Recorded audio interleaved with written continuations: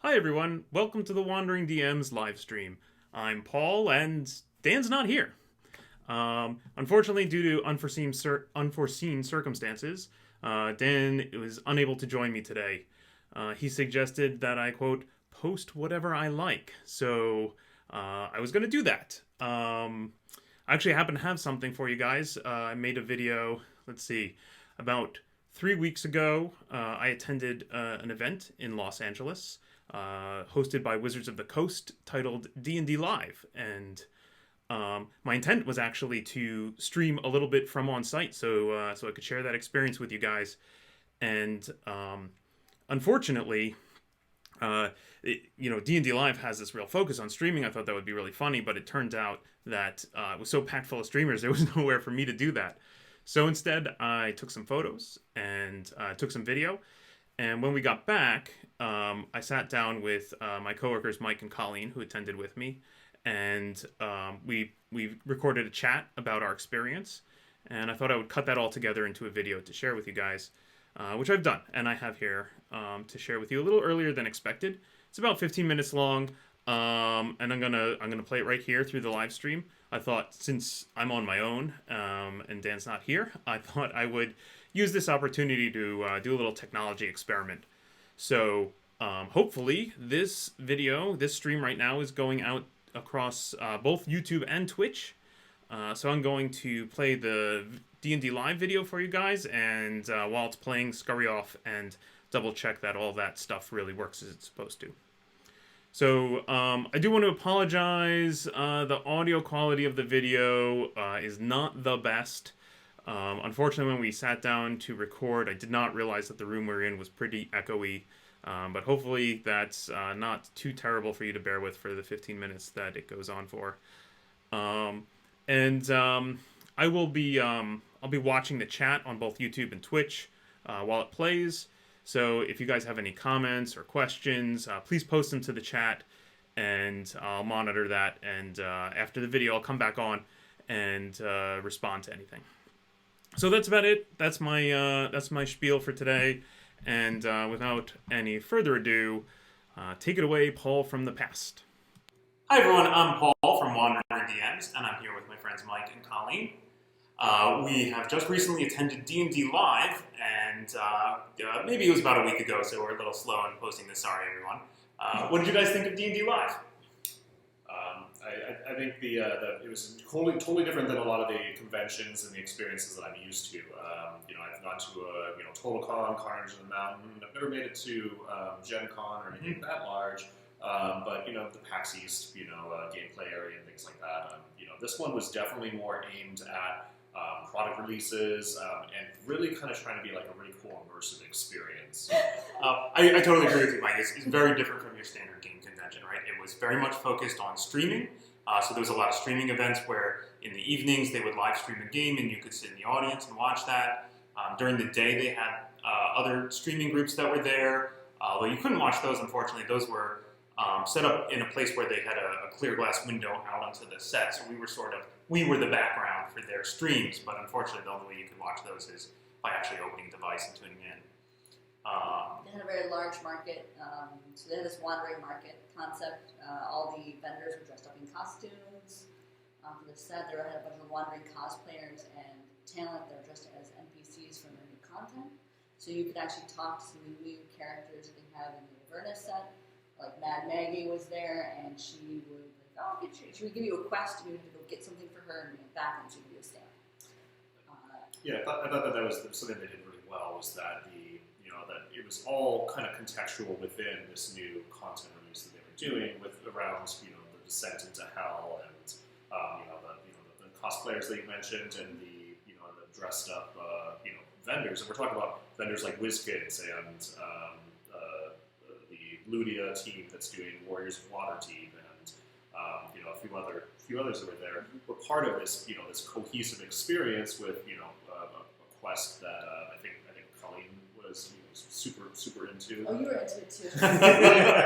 we joined. Paul wasn't that into it. We joined a faction called the Mad Marauders. That's right. And then you betrayed me.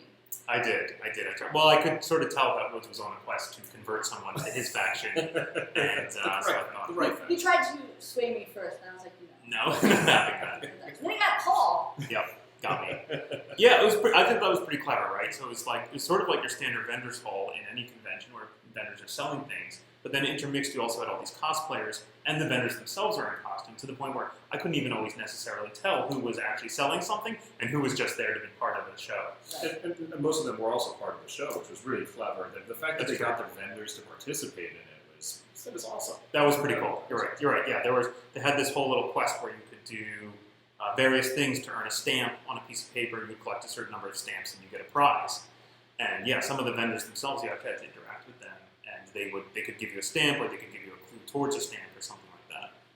I thought one of the anecdotes as soon as we entered in and we got this this part of a map which was supposed to track your stamps, there was also some text on it, and very quickly, I think within the first 20, 30 minutes, Wizard Tim, who was just a player that was named Tim, had decoded it, and we actually, he was sharing. He had this little piece of paper that people were taking, photos with their cell phone of, so that they would have the key to decoding this demonic script. That's great. Did you ever hear or see any of the decoded text? I was able to. I read through a little bit of it, but it was a lot. Yeah. There was a lot of material. There was a lot of text written infernal on a piece of paper. Always good to find your infernal and read it out loud. Yeah, I thought it was actually super important that they had that activity, because honestly, one of the downsides of the show, I thought, was that there was not a lot of things to do. Right? There was one Adventure League game that you could play in, and it had 3 sessions of it, but it was the same game 3 times, so you signed up for one of those time slots. And then I think there were some signings, but other than that, it was the marketplace, and that was pretty much what you were doing. And for 3 days, that after a while, you started to wonder, what am I doing here? Well, they had marquee events for the live streaming, and That's the true. concert also. Yep. But you're not wrong. There was definitely blocks of time where you were there, and you were there with other players from around the country, so there was some great conversations we had. But I think as a contrast with some of the tabletop conventions I've gone to, is that you can usually find a game where there's people playing dice, and you didn't really see that until the second and third day, where people started breaking out some cards. Wizards was kind enough to give us a demo set of one of their Dungeon Mayhem. Dungeon Mayhem. Yep, we sat down and played a game of Dungeon Mayhem, which was fun. Yeah, I did see one guy just pull out his DM screen and set up shop and say, "I'm running a game. Who wants to play?" And guess what? He had enough players. No problem. I honestly think they should do more of that. Right? They should have more just open game space for people to play impromptu games. I also think that they could open up some of the other streams that are happening during the day to have some kind of studio audience. I think that would be interesting. Yeah, it was awesome being part of the studio audience for some of them in the main hall on the sound stage, which was all dudded up to be, with lights and sound effects and props and a stage and everything like that to be hell, and to be part of that studio audience. But it kind of felt like a missed opportunity that there was a lot of other streaming going on that would have been really interesting. But it was, I think they had one TV screen out in the lobby area, not the lobby, but the courtyard area that you could watch. Yeah, I mean, the whole thing, I think, physically was quite small, right? There was a small amount of space, not a ton of people, maybe a couple hundred people there. In fact, the whole reason we're streaming this a week later, not on site, was that we just couldn't find a quiet corner in which to stand and stream. We talked about doing it while we were there, just couldn't find a space. But on the other hand, right, they had complete control over that space. It was a sound stage, and so they really dressed it up really nice to look like the setting of the new book. Yeah, they had a big backdrop mat paintings. They would light up, they had light effects and wonderful sound effects. Yep. And whenever they had Rolling Thunder, they would have this big giant lightning rod thing that would flash lightning. And that's also where they held their epic. Like, that's where they held all the other tables playing this one massive game together. Yeah, tell us about the epic, Colleen. Yay! So we got to play an epic. It's Adventure League. We all were separated into tables. It was the 3 of us and 3 other players that we met at D&D Live. Yeah, Paul had the sage advice of we should definitely try to organize early before so it's a tip you could share. Yeah, definitely. If you're going to play in a large organized play live event, I definitely recommend just prior to it, try and pull together a group of 6 people so that they don't have to organize you, so you're ready to go and you can just say, "We're ready. Put us at a table, please." Now, they told us to bring minis. We did not. Yes. So we had to go on a quest to find minis. We went around LA. We did not find any. Yeah, we hit like 2 or 3 different comic shops and just couldn't find any fantasy miniatures. We found like DC Clicks or whatever. Yeah. Hero Clicks. Yeah, I thought we could all be Batman, but that wasn't so Yeah, that didn't happen. So Paul ended up getting a Waterdeep minis Booster graphic box. booster box. Yeah. Where it's all random characters. Yeah, I thought it was a closed box of 4 pre-painted minis. I thought we'll open it at the table and have that inspire our characters. There were 2 humanoids, a devil, which wasn't going to work, Yeah. and A door. a door. A floating door, not a door. A floating door. Yeah, I still don't get that. I'm not sure why you want a door. What that's got to like. I thought maybe it was a mimic. I don't know. So the interesting thing about the Epic, I will point out, is that the whole game was sort of tied together, or all the games were tied together, right? So you had 15 or 20 tables, but we were aware in the game that there were other groups of players doing stuff. And in fact, we had one giant shared goal across everybody, which was to collect a certain number of coins. So at the end of the Epic, everybody sent one person from their table to go drop all the coins they had collected into this one big bucket to see if we hit the mark for the goal of the entire group. It was awesome that there were these NPC imps, cosplayers, such as these imps that would come by and harass us, and their whole goal was to just get us to get them coins, so they would do things like tempt us. They would come by and see that someone was hurt, and be like, "Oh, I can give you a healing potion for 2 coins." And the larger live action adventure outside in the vending hall also required you to get 2 coins, get a stamp from an imp. And its cost was 2 coins. But I think it was really cool. Again, it went to the whole cohesive experience of them, pushing this new product and really kind of helping the players, I think, understand what is the designers and the narrative designers' vision for how this fits into the D&D world and how do you play games in it.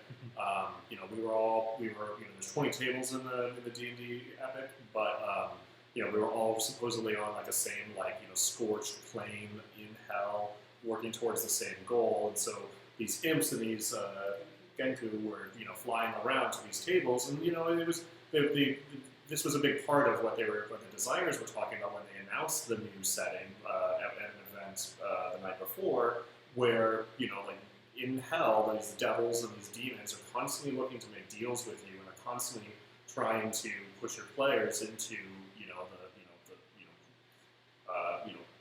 compromising situations. Yeah, I think it definitely added to an immersive quality, right? Where you really felt like you were in the setting because the imps are literally flying around and interrupting your game to pester you. I didn't find that interruption that terrible. The interruption that I didn't like were when other entities were wandering. We'd be in the middle of an encounter trying to figure out a puzzle or having really good role playing on, and then that giant showed up and was like, "Make me laugh." I'm like, "What? What do you know? Yeah. Making this person laugh?" Yeah, there were some. And there's a big consequence if we don't participate in this, Yeah, right? Like we didn't have a lot of autonomy to feel like at that point. Yeah, and that person coming up to do that role, right, didn't really know what was going on in our game, and so Right. we just felt out of nowhere. We were in a hut, and there was a demon slicing up people, and I was eating part of that. Delicious. And then this giant showed up and started chatting with us about making her laugh, and I'm like, "Oh." And I think that the important difference there between that and the imps was that the imps were looking for ways to work into what you were doing, whereas the giant was like an encounter that just came by. Yeah. There were also some really nice moments where the whole group at large was addressed, right? So there was one point where somebody had a demon come up to them and offer them a deal that they would give them a whole lot of coins, but there would be a cost, an unforeseen cost, and he agreed. And the cost was that every other player in the room at every table was cut down to half hit points. And nobody was happy about that. Nobody was happy about it. But the tables kind of turned when later on in the event, one of the champions of one of these faction leaders, was basically was about to enter the fray and lay waste to us, but would take a sacrifice to not join, and so I think a few people called out and pointed out that same person who earlier deal. I think originally the organizers had targeted another player, but immediately the crowd turned and said, that guy, send him. And thankfully they did a little yes and went with it. Yep. I think it was a lot of fun. Yeah, so the fight was killed, and the evil champion sated, and in the end, we succeeded. The whole room succeeded. There was an interesting mechanic where the demons and devils were really trying to twist the screws and get those soul coins from you, and they would come up with justifications like, "Well, don't worry, other tables have a lot. You guys don't need to have your allotments. They can carry the weight. You can get something right now." Yeah, it was interesting. I think our table did reasonably well. I think we were told our goal was about 7 coins, and we ended up with 8. Yeah. But I talked to our new friend Ed that we met on site. Hi, Ed.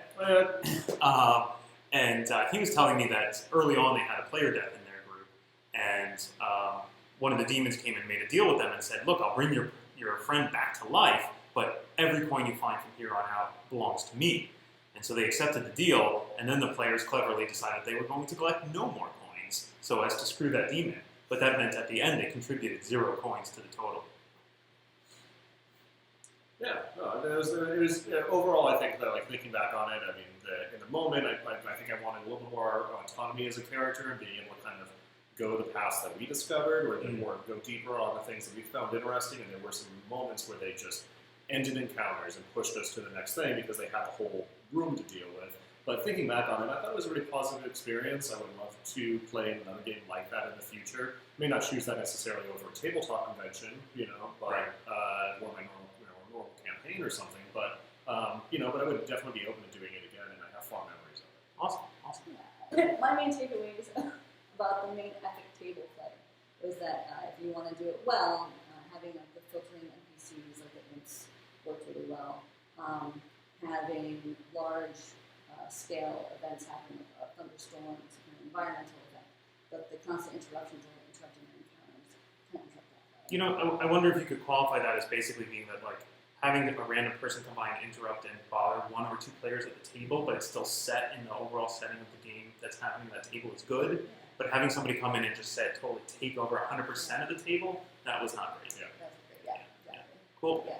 Colleen, any final thoughts on D&D Live? I had a great time. I thought it was really fun. I liked meeting the D&D team. That was really cool.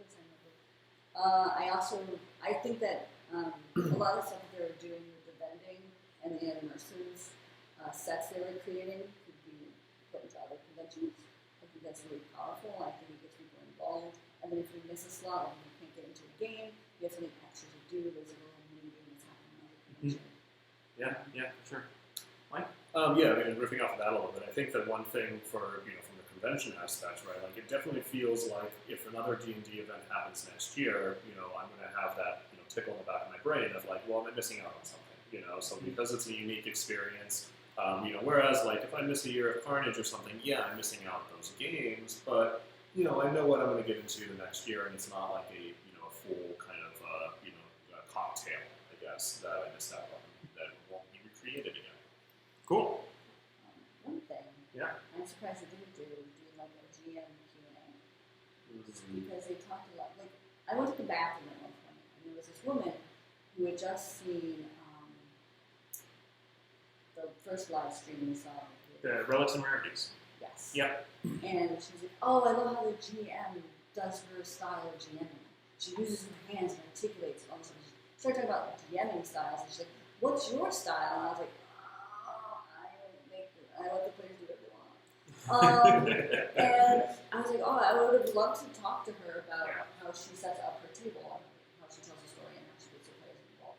Especially because there were a bunch of actors, they're all saying. Now, I know that group did do a signing, so you could go and chat with them at the signing. But yeah, it always feel that little pressure of the line behind you going like, well, let me stop using too much of your time. But I agree with you. Yeah, a little Q&A at the end of each session would be super cool. Directed questions.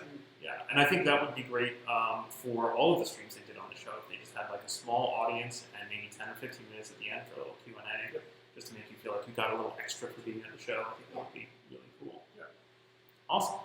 All right, well, thanks everyone for joining us. I'm Paul from Wandering DMs. With me again are Mike and Colleen, and we'll see you next time.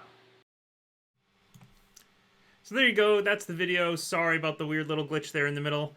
I was trying to do some tests here to make sure that the stream was going correctly to all the different locations, and I guess I just asked my computer to do a little too much. I think I had something like 4 different windows all decoding the same video from different sources at the same time, and got stuck. So sorry about that. What I'll do is I'll take the raw video itself and I'll upload that separately to YouTube. So if anybody wants to just watch that on its own, it's up there, and you don't have to watch the archived stream and deal with the glitch. So that's about all I have for today. Not seeing any questions in the chat to respond to, so thanks for tuning in, and we'll see you next time. So long, everyone.